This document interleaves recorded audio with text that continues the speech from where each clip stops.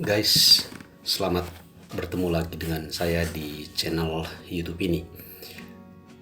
Kali ini konten yang saya mau bagikan adalah cerita tentang apa yang saya lakukan dalam 1 tahun terakhir.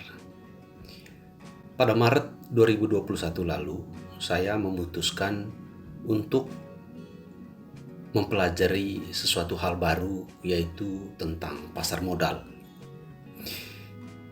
Ini betul-betul hal baru untuk saya karena saya tidak pernah bersentuhan dengan pasar modal sebelumnya. Dengar pasar modal saja itu dari berita-berita media, dari televisi, dari hasil baca-baca berita. Tetapi sama sekali tidak memahami apa itu pasar modal. Sampai pada akhirnya saya memutuskan untuk mencoba mempelajarinya. Untuk itu saya mengambil keputusan untuk membeli buku, dan dalam 1 tahun terakhir ini saya sudah membeli 14 buku tentang pasar modal. Kalau dihitung kira-kira 1 bulan kurang lebih 1 buku. Dari 14 buku ini sebagian besar sudah saya baca, ada yang belum dibaca sama sekali, masih terbungkus plastik karena baru dibeli belum lama ini. Lalu kemudian ada juga yang sedang dibaca, ini setengahnya sudah selesai, tinggal setengah lagi. Itu tentang satu topik, yaitu analisa teknikal. Kemudian ada satu buku lagi yang ini juga belum selesai saya baca karena topiknya cukup berat ya. Jadi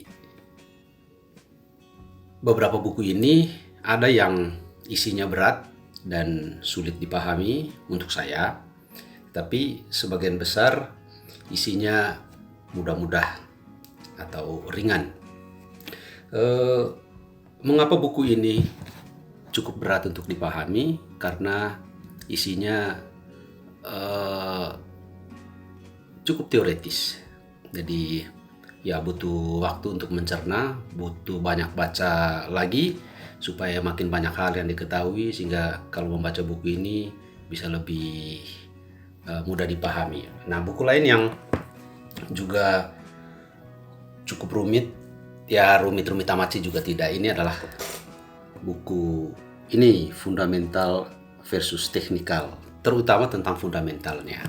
Jadi untuk saya belajar atau membaca fundamental, analisa fundamental itu masih sulit untuk dipahami. Tapi mudah-mudahan satu saat bisa mengerti. Buku lain yang cukup berat ini adalah buku ini, Manajemen Portofolio Investasi Saham. Ini juga menurut saya tergolong teoritis karena isinya tentang bagaimana Anda mengatur portofolio Anda. Nah, selebihnya ini buku-bukunya cukup ringan ya. Ini ya ringan karena isinya lebih banyak tentang hal praktis, pengalaman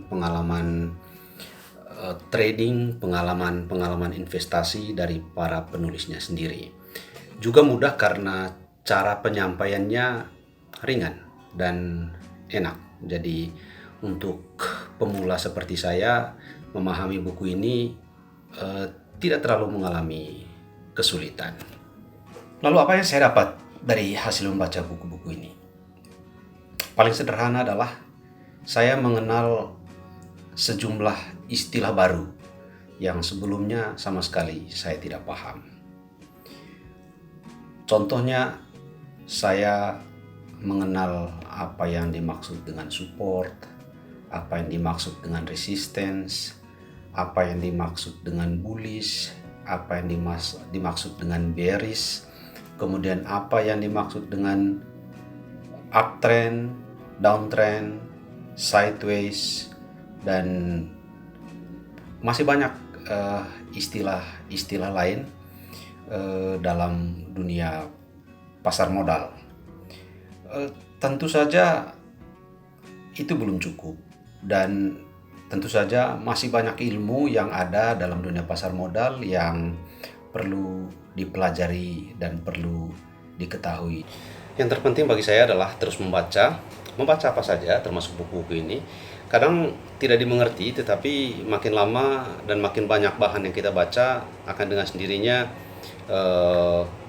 makin dipahami. Saya hanya mau mengatakan bahwa siapapun bisa mempelajari sesuatu yang baru.